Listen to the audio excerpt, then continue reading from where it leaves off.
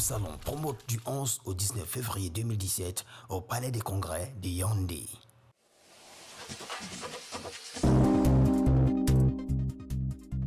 Bonjour et merci de nous retrouver sur ce plateau spécial de la CRTV. 2017, c'est déjà là. Promote, c'est également là. Le Salon international de l'entreprise, de la PME et du partenariat se tient précisément du 11 au 19 février cette semaine, donc en fin de semaine, au Palais des Congrès de Yaoundé.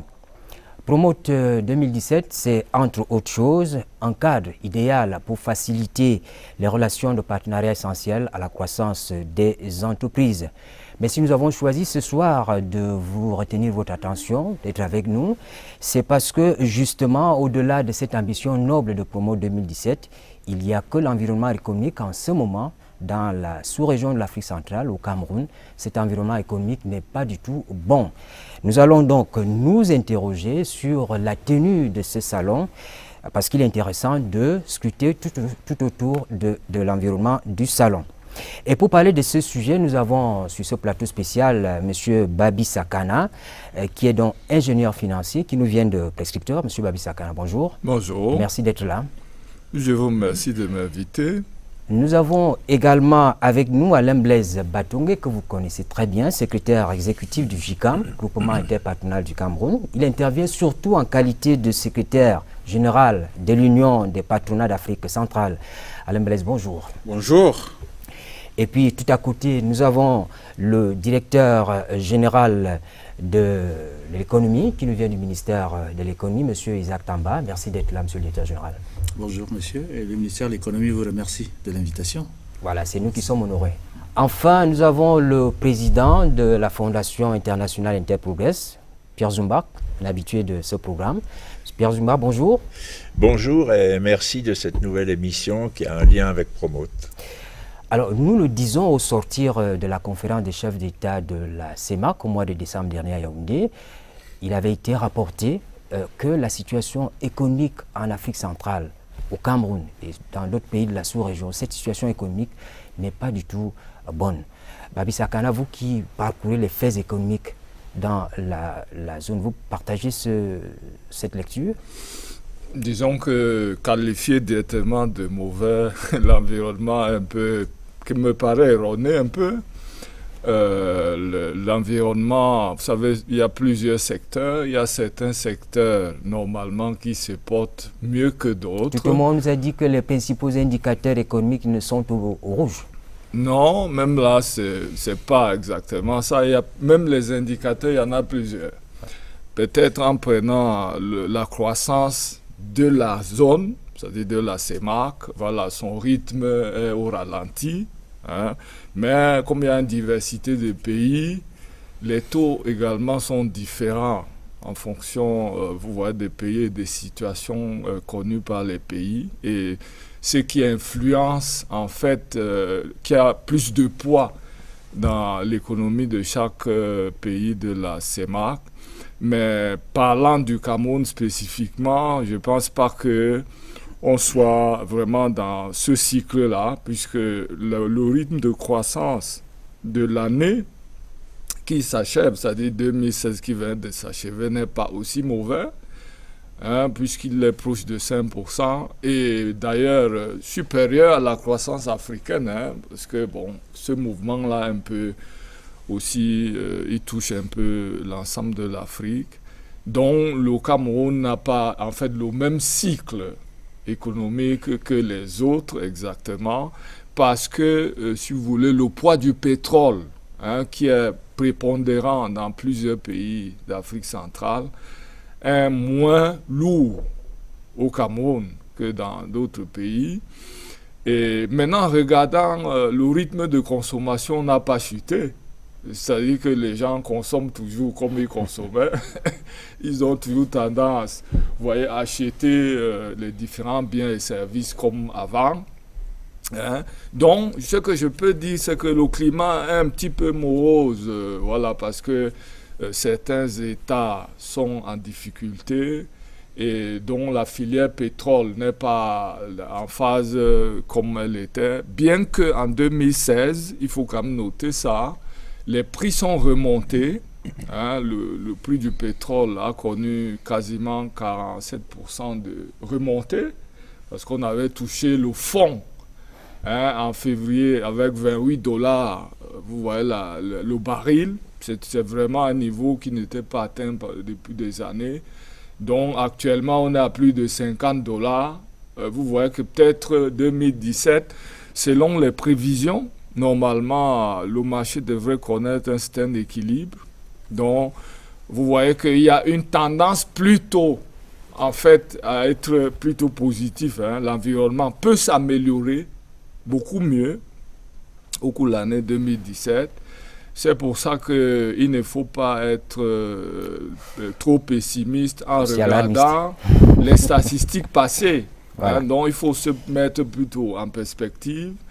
Et je pense que dans cet environnement-là, il faut justement s'appuyer sur les leviers qui permettent de repartir, vous voyez, qui permettent d'aider à accélérer le rythme d'activité pour que voilà, tout le monde se sente mieux.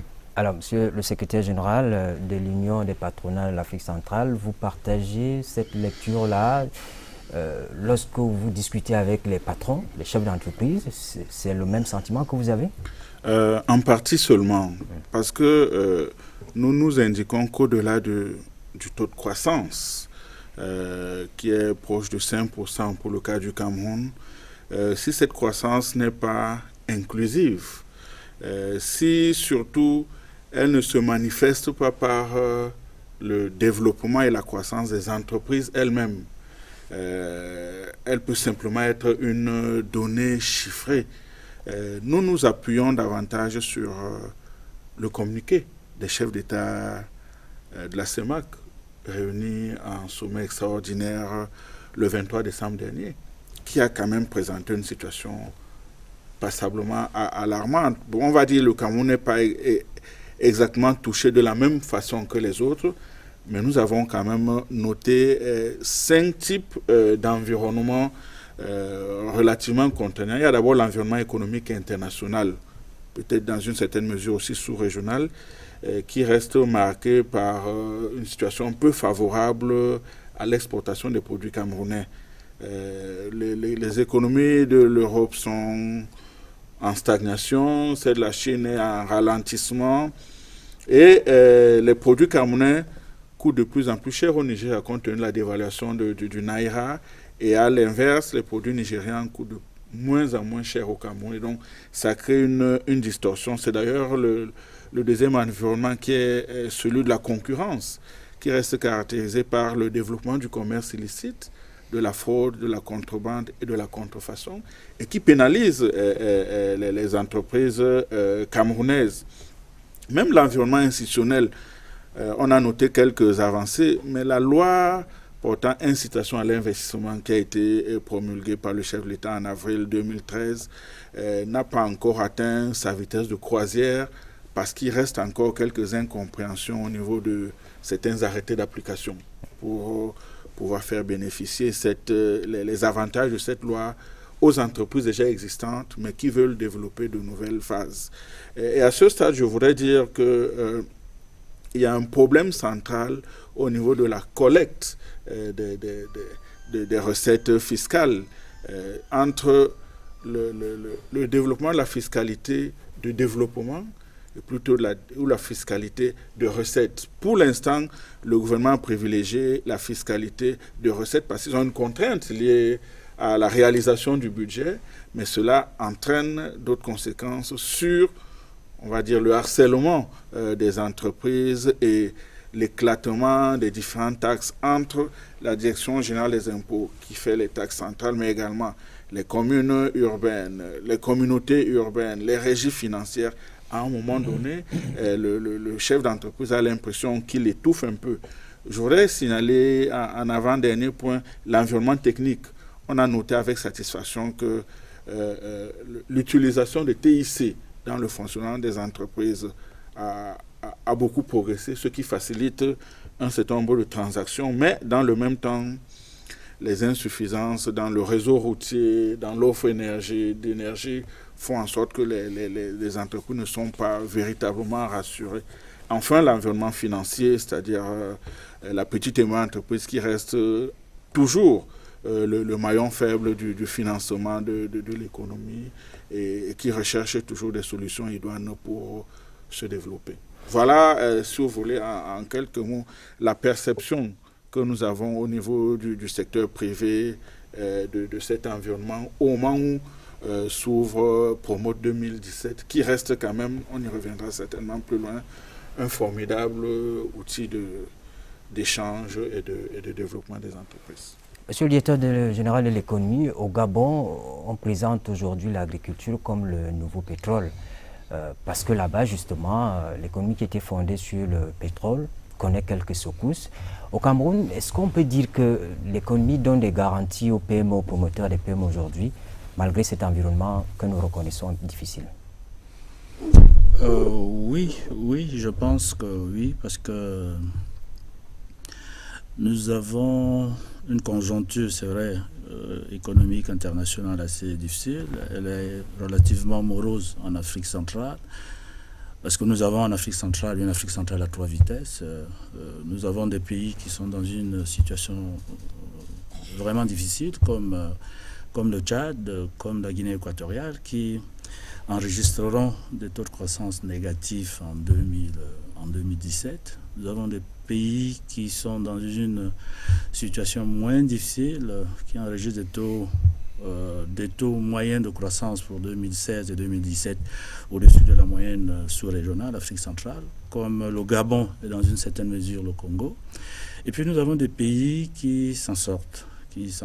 Un pays notamment qui est celui du Cameroun. Et cela est dû à cet exercice de diversification, à cet exercice de transformation structurelle dans laquelle nous sommes engagés depuis qu'on a lancé la mise en œuvre du DSE en 2010.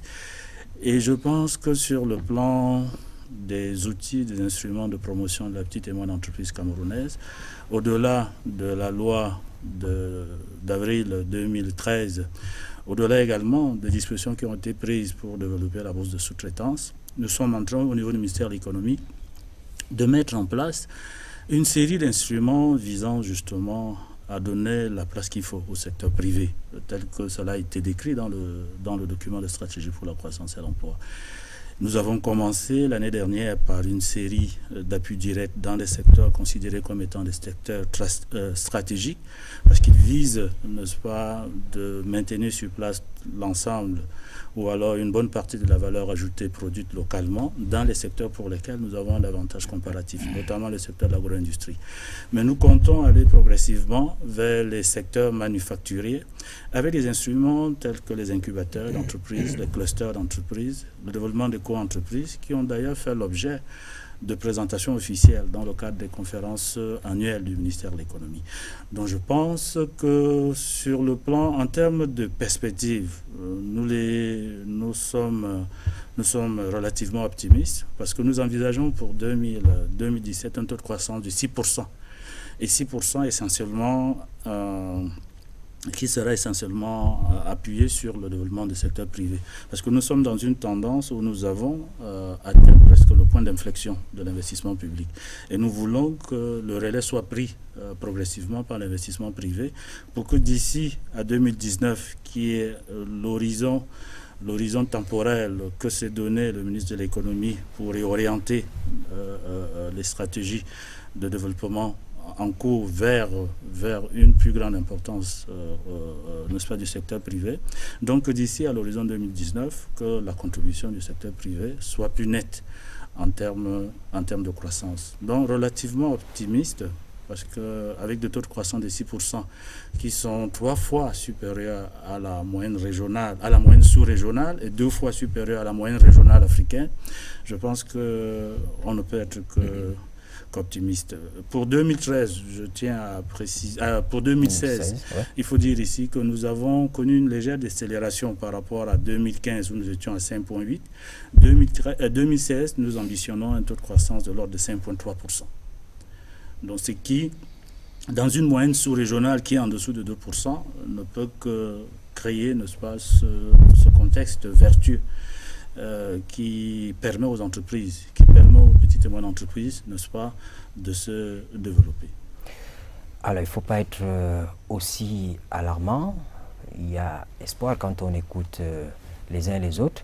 Et pour la Fondation internationale Interprogress, Promote 2017, c'est quand même un éclair sous un ciel brumeux, nuageux.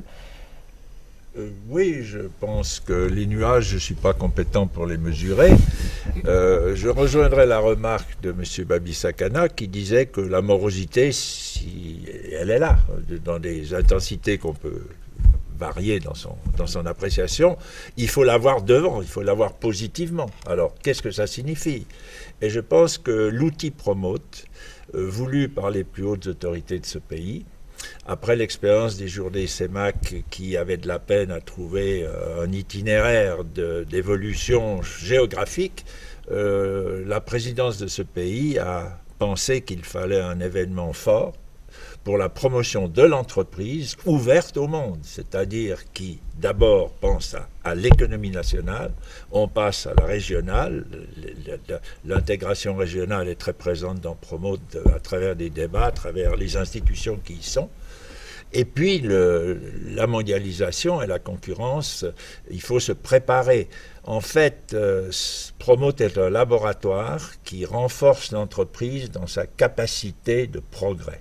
Je ne dis pas de croissance simple. Le mot croissance me gêne assez souvent.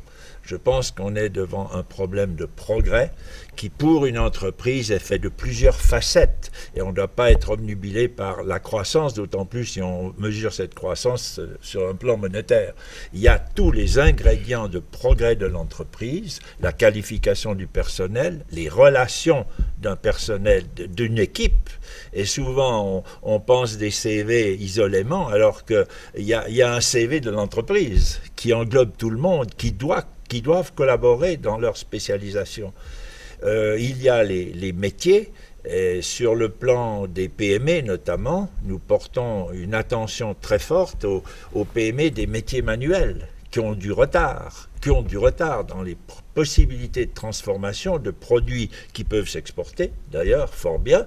Je porte des souliers faits par un artisan camerounais qualifié qui les exporte aux États-Unis. C'est quand même intéressant et réconfortant. C'est ça le laboratoire Promote qui, dans le fond, part du réel, de l'entreprise. Les gens apprennent aussi à se connaître entre eux. Nous avons eu, après une réflexion avec les autorités économiques de ce pays, et notamment le MINEPAT, on s'est convenu qu'il fallait garder une majorité d'espace dans Promote pour les entreprises camerounaises et doser les étrangers. Pourquoi? Parce que les étrangers apprécient beaucoup qu'en venant découvrir une économie, d'abord camerounaise, un peu Afrique centrale, ils ont un échantillon d'une économie nationale. Et cette économie nationale dans la sous-région a sa force. Donc c'est d'autant plus intéressant. Et on a énormément de remarques sur cette satisfaction des étrangers, quelle que soit leur spécialisation, leur pays, leur provenance. Alors dans la pratique, on peut dire qu'on va ouvrir un Promote avec 1000 exposants. Je ne peux pas vous donner un chiffre exact parce qu'il y a des stands collectifs où les gens viennent au dernier moment, ils sont un peu plus, un peu moins que prévu, mais c'est l'ordre de grandeur. On a en tout cas plus de 1000 stands installés. À partir de là, on a 400 étrangers sur cette proportion. On a donc une économie camerounaise qui se présente à elle-même et au monde et qui attire l'investissement privé, passe par ce genre de raisonnement. On est dans ce laboratoire-là. Alors, Babi Sakana, ce qu'il faut dire, c'est que Promote, quel que soit l'environnement, quelles que soient les modalités autour de l'économie en Afrique centrale en ce moment, c'est un cas d'échange et il faudrait tirer avantage de ce cas d'échange-là pour les entreprises camerounaises d'abord. Oui, en fait, vous savez, historiquement, les salons, ou plutôt les événements créant les plateformes spécialisées ou diversifiées, participent de transformation économique des pays.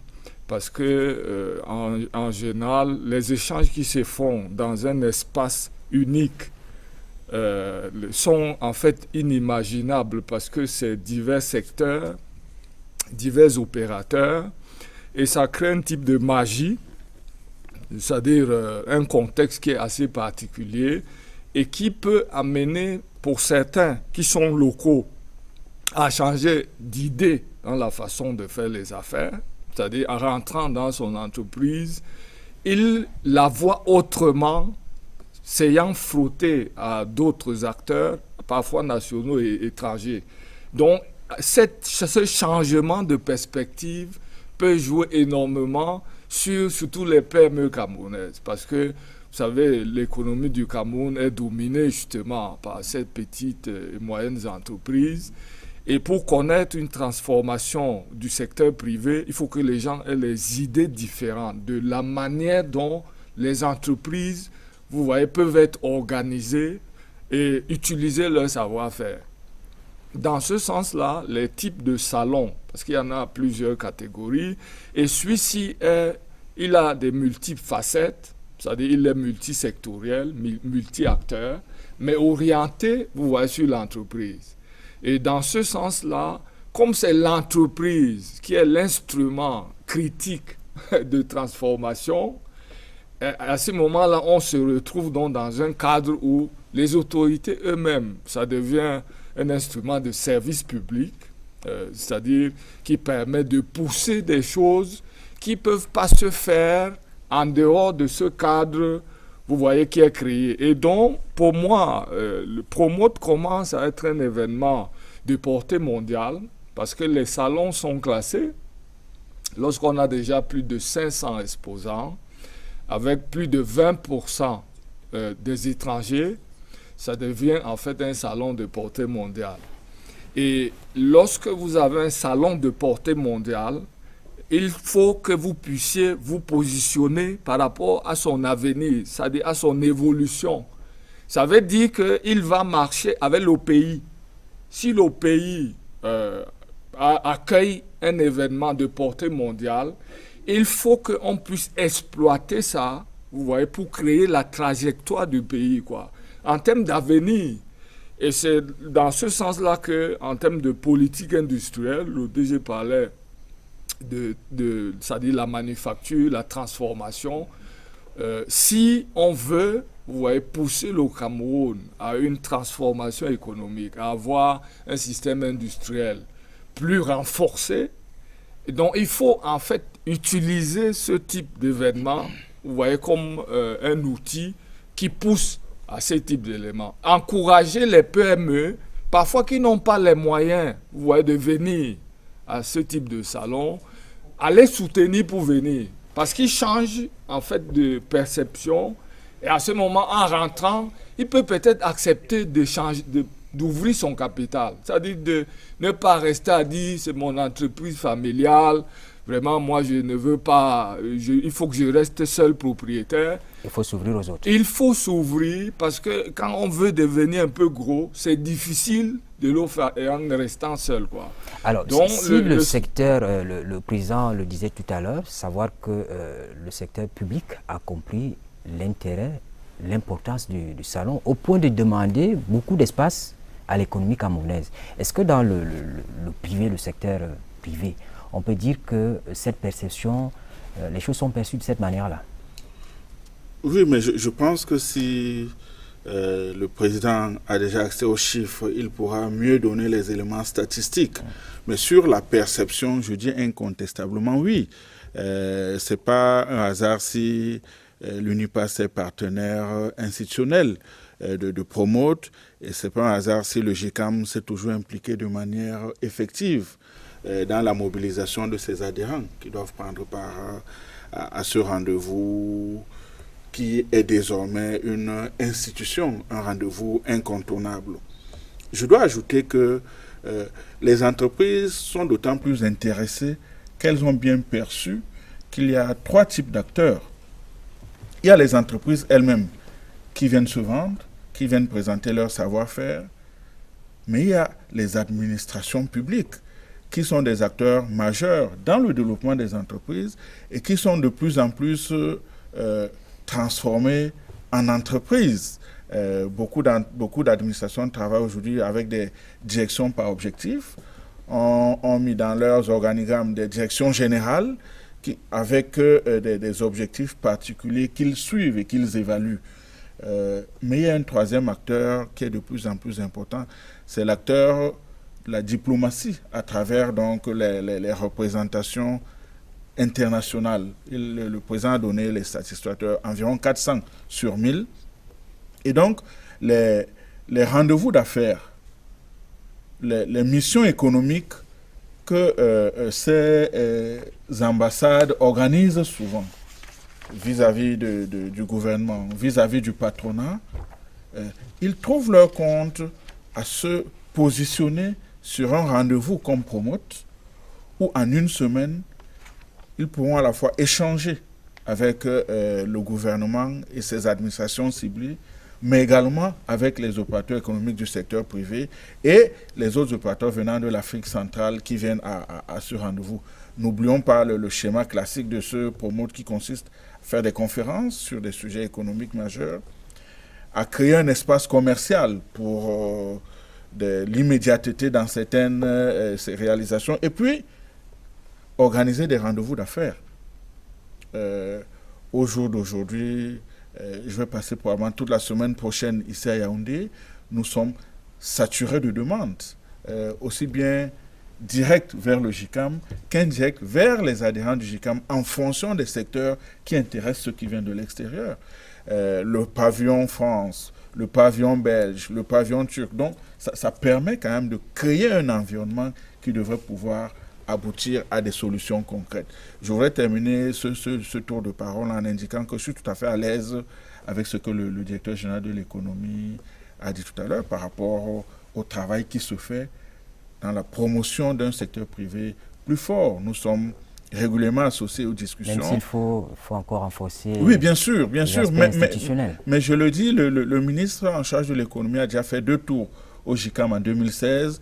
Je pense qu'il en fera encore cette année. Il a fait des annonces fortes, notamment en termes de promotion de champions nationaux.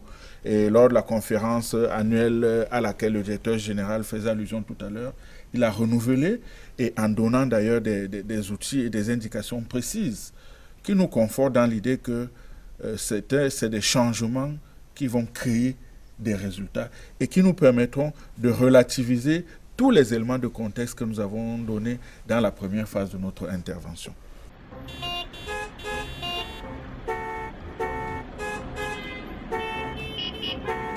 Donc, chauffeur, il n'y a pas un autre raccourci là, je dois regarder un match là tout à l'heure. Ouais, chauffeur. Une émission. Vous pouvez regarder vos émissions, matchs, bref, tout ce que vous voulez sur Nextel TV. C'est ça que tu regardes là? Oui, télécharge sur Play Store avec ton mobile. Sérieux? Oui. Et souscris un forfait de 80 francs. Tu pourras regarder tes émissions, tes séries en direct. Ah bon? Merci. En plus, ça ne consomme pas les datas. Merde, Estelle va nous tuer. Hey, le match elle a commencé.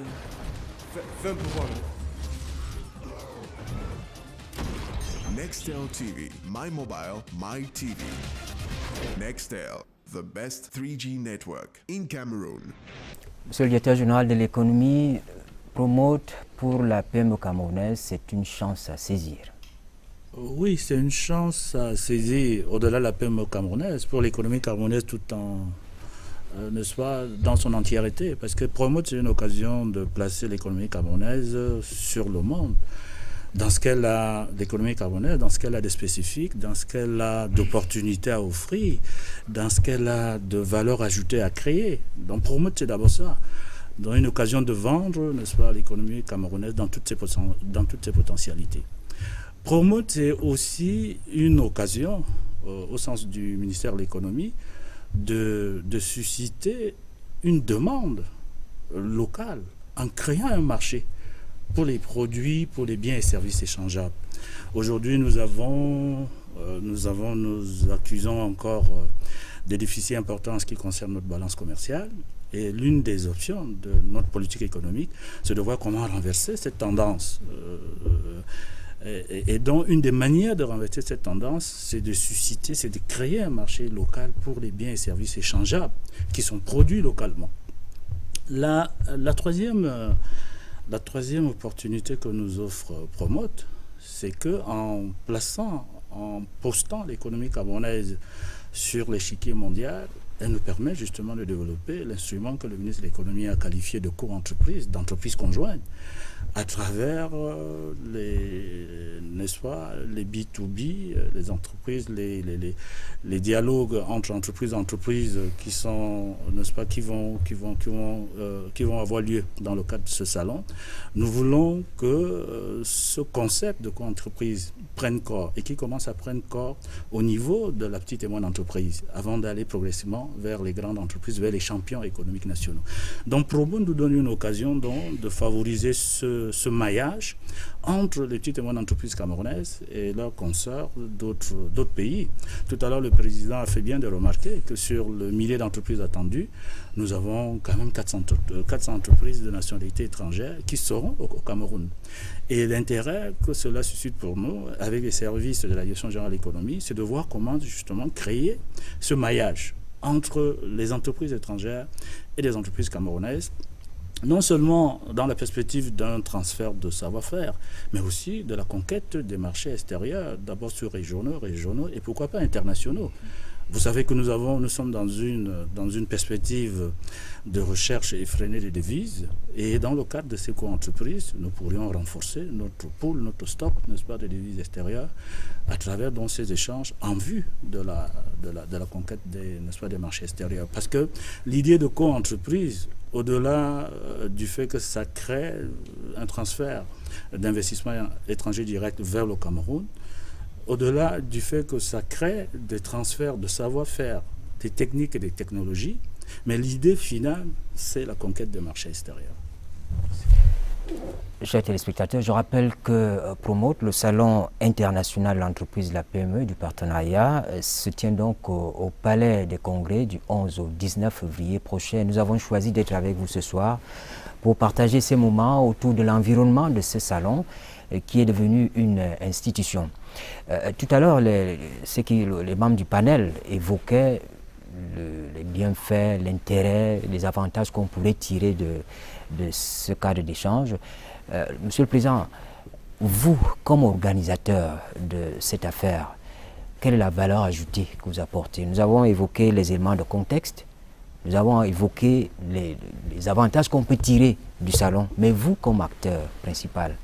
Enfin, comme accueillant. Oui. Parce que je compare souvent Promote comme un aubergiste qui met des tables, qui nappe, qui offre des menus. Les gens choisissent les menus et à partir de là, les faire. Vous êtes simplement modeste. Secret. Non, je crois que c'est un rôle important. C'est faire de l'événementiel dans un métier, dans les métiers de l'événementiel. Et là, il y a toute une trajectoire aussi pour de nombreux jeunes pour s'engager dans ces métiers. Je dirais que tout ce que j'ai entendu autour de cette table est très concordant et convergent sur ce qu'est Promote. Il donne du courage, mais il part du terrain. Il part non pas d'une réflexion théorique tout à fait nécessaire, mais il part de la réalité des gens qui sont non seulement des patrons, mais des cadres d'entreprise, qui vivent cette expérience de l'entreprise, qui peut avoir ses difficultés, ses joies, et qui doit regarder l'évolution, d'abord le marché national, comme vous l'avez dit, monsieur, très bien, et là on peut quand même faire la parenthèse de l'importance qu'on doit porter à la formation professionnelle dans les métiers manuels, qui sont justement des possibilités d'exploiter les ressources, mais de les transformer aussi sur le plan pour la clientèle nationale. Il y a là un tas d'exemples qu'on peut donner. Hier soir, j'ai regardé, on a fait de temps en temps des sondages. On nous demande, enfin, qu'est-ce qu'ils disent vos exposants là? Bon. D'abord, les sondages papier, j'y crois pas beaucoup parce qu'on simplifie beaucoup. Et si on veut connaître mieux, il faut prendre la peine peut-être de faire moins de sondages quantitatifs, mais d'être plus attentif. Et c'est l'entretien, c'est des entretiens. Et ça, c'est une des spécialités de notre fondation, c'est qu'on travaille par sondage d'opinion, par entretien. On croit à la valeur de la parole. Eh bien, voilà ce que, si on dépouille ce qu'on a entendu depuis quelques promotes, voilà ce que les exposants disent, c'est rapide, découvrir les nouvelles opportunités d'affaires. Ça nous intéresse. Qu'est-ce que c'est? Bon, alors, chacun a sa vision des choses. Découvrir des partenaires de choix et renforcer un carnet d'adresses. Se documenter sur les dernières tendances de son secteur. Découvrir la bonne nouvelle idée. Stimuler sa créativité professionnelle avec son équipe. Mieux comprendre les choix de ses concurrents. Mieux connaître ses concurrents. Il y a là une effervescence assez intéressante dans Promote, c'est que là, on se parle. Là, on se parle. Mieux percevoir le chemin de la réussite, mesurer l'importance des relations humaines dans l'entreprise. Il ne suffit pas d'avoir des gens compétents, il faut des gens qui sachent travailler ensemble et qui apprennent à travailler ensemble, parce que les formations de base n'ouvrent pas forcément cette attitude. Mesurer l'importance des relations humaines dans l'entreprise, recharger ses batteries, son élan, son entrain professionnel, cœur du succès. Prise de conscience de ça. Pour les rencontres qui vont le plus souvent vers le B2B ou en tout cas des réunions de groupe à effectifs limités, on a identifié 5000 de ces rendez-vous de type B2B dans Promote en 14. Et je pense qu'on est dans cette trajectoire. Et puis de plus en plus, les entreprises elles-mêmes s'accrochent à ce problème des B2B. On vient dire on aimerait bien rencontrer telle personne et on met en matching. On fait et on a même préparé depuis 4 mois, avec une équipe de 4 personnes, on a préparé des rendez-vous d'avance. Parce que Promote, c'est qu'une semaine. Et il y a l'inertie du départ. Donc pour compenser cette petite attente du départ, on anticipe et on motive les gens et s'accroche. Ça marche. Alors, peut-être que nous allons évoquer un sujet qui n'est pas nécessairement important, mais il faut déjà penser à l'après-promote parce que quand on vous écoute, c'est un cadre idéal pour des contacts entre chefs d'entreprise. Mais est-ce qu'il ne faut pas déjà voir après-promote, après ces échanges, les entreprises camerounaises, quel est le comportement à avoir? Quelle est l'attitude à adopter du point de vue institutionnel? Comment capitaliser ce qu'on a dans Promote? Oui, Alain Blaise. Oui, je dirais d'abord que Promote, qui se tient du 11 au 19 février prochain, ne commencera pas le 11. Promote a commencé depuis quelques mois, en tout cas en ce qui concerne le GICAM. Promote a commencé. Sur ce plateau, nous avons commencé aussi. Très bien. Promote a commencé parce que les contacts sont déjà établis. Je vais vous dire, en septembre, j'étais en France pour un autre forum économique. J'ai rencontré un certain nombre de chefs d'entreprise qui nous ont dit « Nous sommes enregistrés à Promote, mais c'est bien que dans l'intervalle, on commence à échanger pour savoir lesquels de vos membres seront à Promote. Nous vous enverrons la liste de nos membres français en particulier qui seront à Promote, de telle sorte qu'on commence déjà à travailler sur les sujets qui feront l'objet de nos échanges lorsque nous allons nous retrouver. » Et donc forcément, Promote sera une étape centrale, mais pas une fin en soi. Parce que immédiatement après Promote, il faut maintenant passer à l'implémentation. Les B2B ont donné quoi? Les MOU, qu'est-ce qu'on conclut? On commence à travailler quand? Donc, je veux dire, on ne peut pas seulement se limiter à une participation à Promote. Il faut bien avoir conscience qu'on commence avant et on poursuit pour pouvoir finaliser et créer les transformations nécessaires au développement des entreprises. Comment capitaliser Promote? Naturellement, Promote, c'est un instrument dont chaque entreprise doit savoir pourquoi elle vient à Promote. Et la stratégie de la présence à Promote doit être prédéfinie. Comme vous avez demandé la valeur ajoutée, toutes ces entreprises font les dépenses. C'est-à-dire qu'ils s'arment pour pouvoir venir à Promote. Donc, ils doivent dépenser de l'argent pour le faire. Au-delà de dire que je loue le stand, parce que louer le stand et tout ça, c'est les dépenses qui sont les moins importantes.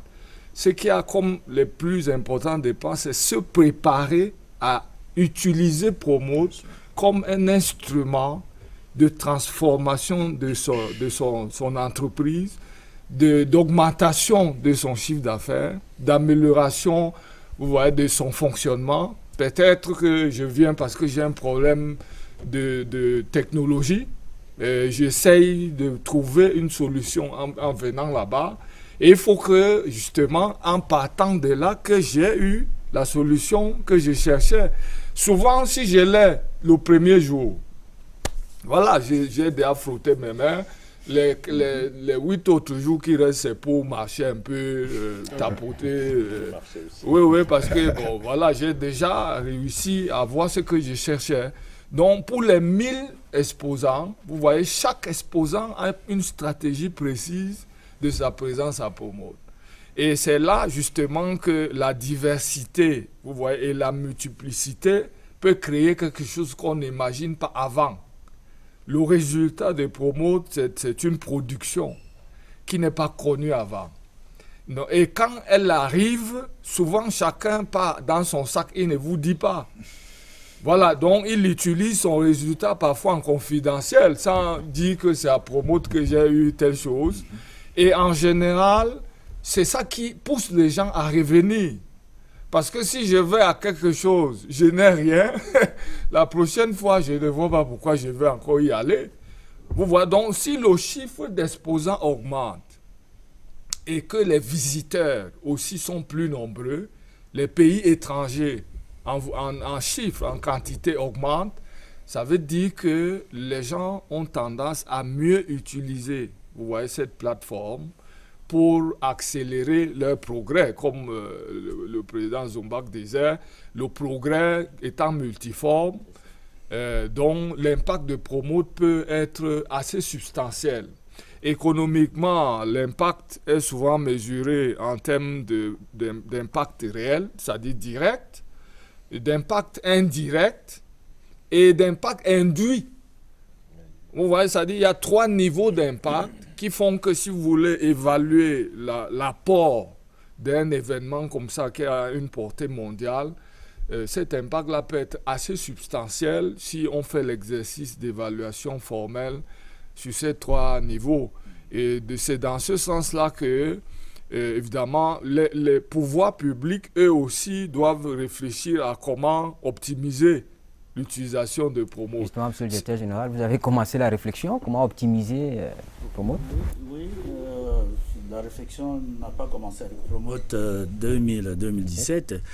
Nous voulons utiliser la plateforme qu'est Promote 2017 déjà pour partager avec le monde des affaires, avec les opérateurs économiques privés, partager avec la nouvelle stratégie économique qui est en cours de validation au niveau du ministère de l'économie et qui place le secteur privé et la petite et moyenne entreprise au cœur, n'est-ce pas, de la politique économique du gouvernement. Donc, échanger avec eux sur les grands axes, sur les orientations, afin de recueillir leur feedback et de voir comment, n'est-ce pas, affiner, n'est-ce pas, cette stratégie. La deuxième opportunité que nous offre Promote et que nous avons saisie, c'est que les équipes de la Direction générale de l'économie vont être déployées au sein des différents stands de Promote pour affiner le profil d'entreprise, le profil sectoriel, qui est un exercice quotidien régulier que nous faisons au niveau de la Direction générale de l'économie. Ça va nous permettre de rafraîchir, on peut le dire ainsi, notre banque de données concernant, n'est-ce pas, les entreprises qui acceptent de se vendre, qui acceptent de se livrer même au jeu de la concurrence.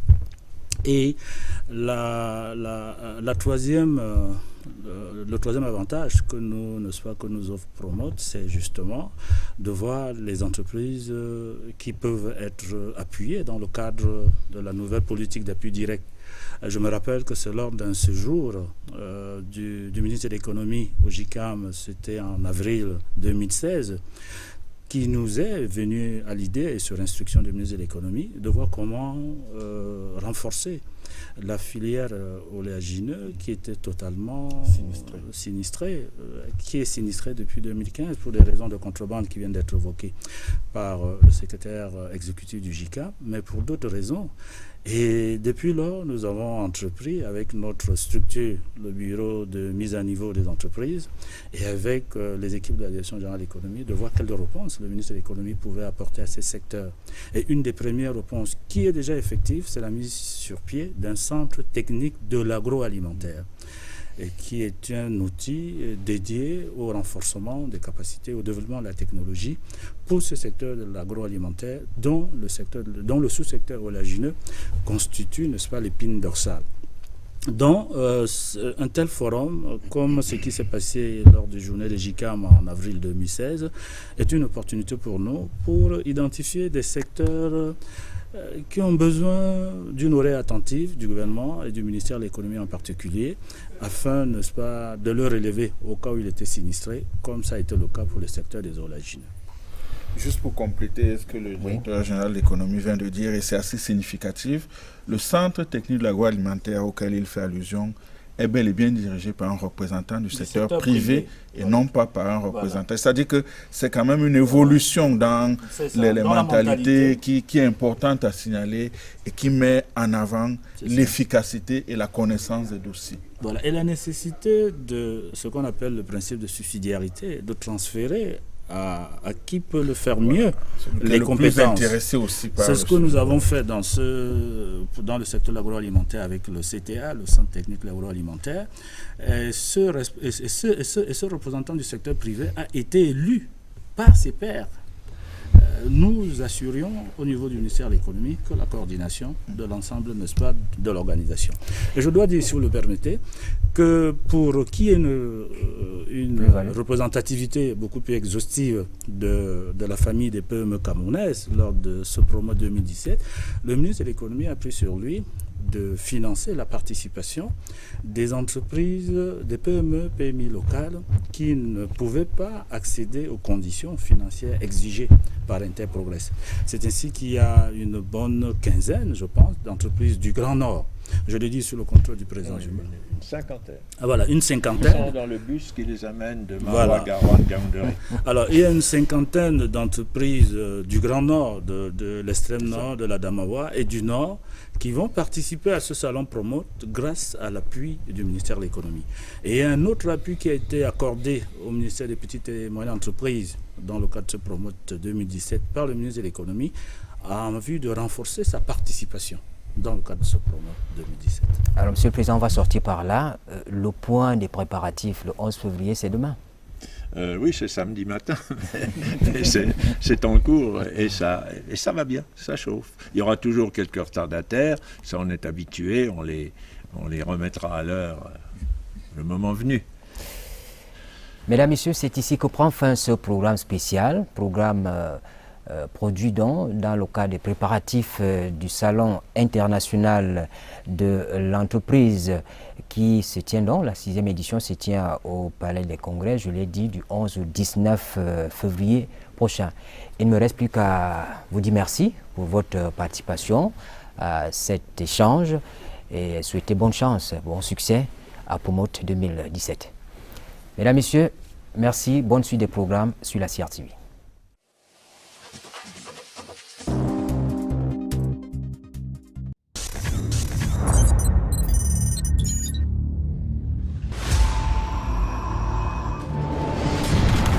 Voici venu le temps des opportunités d'affaires.